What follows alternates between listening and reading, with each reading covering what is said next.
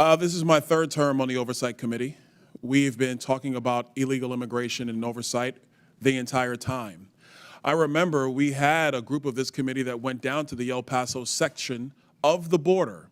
This was back in February, March of 2021.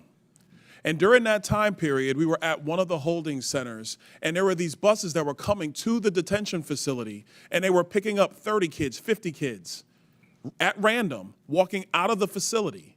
And when I went over to question the bus driver that was transporting these kids, border agents told me, as a member of Congress, that you're not allowed to question the bus driver. And of course, people knowing me, I didn't take no for an answer, and I repeated the question. And I was told that this bus of children was leaving El Paso and going to San Diego.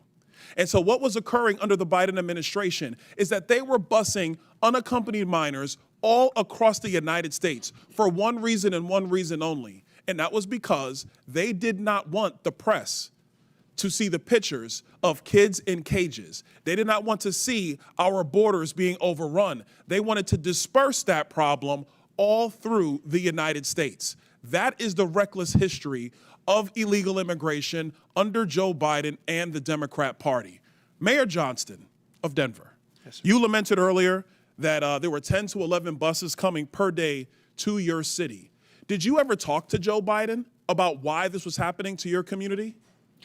Thank you, Congressman. I both reached out to Governor Abbott from Texas. He didn't respond, and I did. Why would you reach out to Governor Abbott of Texas when it is Joe Biden, the former commander-in-chief, that opened up our borders? Why didn't you talk to him? Well, our buses directly were being sent from Governor Abbott in Texas, so that was why we reached out to say we're happy to collaborate on a coordinated entry system. We understand no one state or no one city should bear the entire brunt of this, but let's collaborate. But I did. So I'm glad you said that, because that brings me to my next point.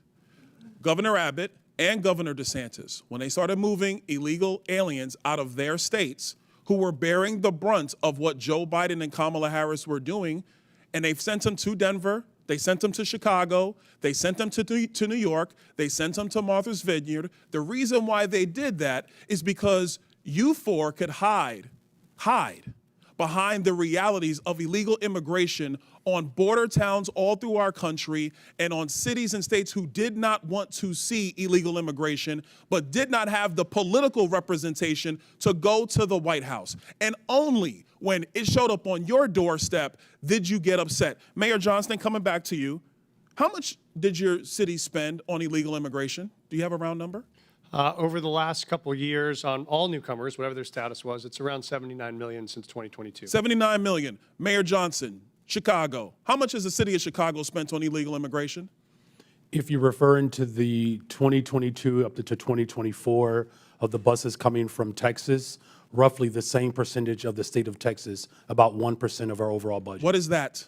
Because we don't have the city's budget in front of me. Numbers. It's 1%, and if you want the actual calculation, we can make sure someone. You're the mayor. You don't have the math in front of you. It's 1% of the overall budget over the last 4 years. That's why you're a failing which mayor. is the Mayor same Adams, number that how was much did sent the city from of us New from York the actually state spend of on Texas. illegal immigration?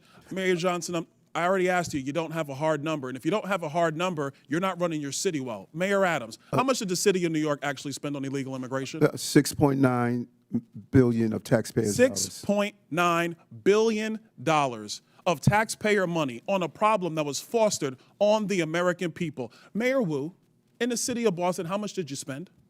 We don't ask about immigration status and delivering city services. You don't ask about how much money the city of Boston has spent on illegal immigration? Are you out of your mind? We don't distinguish between immigration status. Do you manage your budget or not, Mayor Wu? That is how we keep our city safe. Mayor Wu, do you manage your budget or not? budget We have the numbers to prove it. I manage my budget. I have a AAA bond rating dating back 10 years. So to the city of Boston, budget. just understand that your mayor does not care how much of your resources she has spent on people who are not citizens the city of Boston is sick of having people outside Boston telling us what we Mr. Bear, I have a need. question for you, because I understand Cato's perspective when it comes to illegal immigration.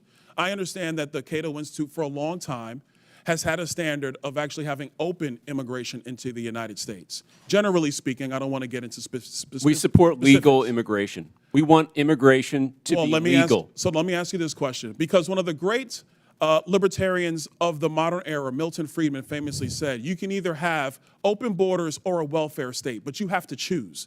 Mr. Beer, what do you choose?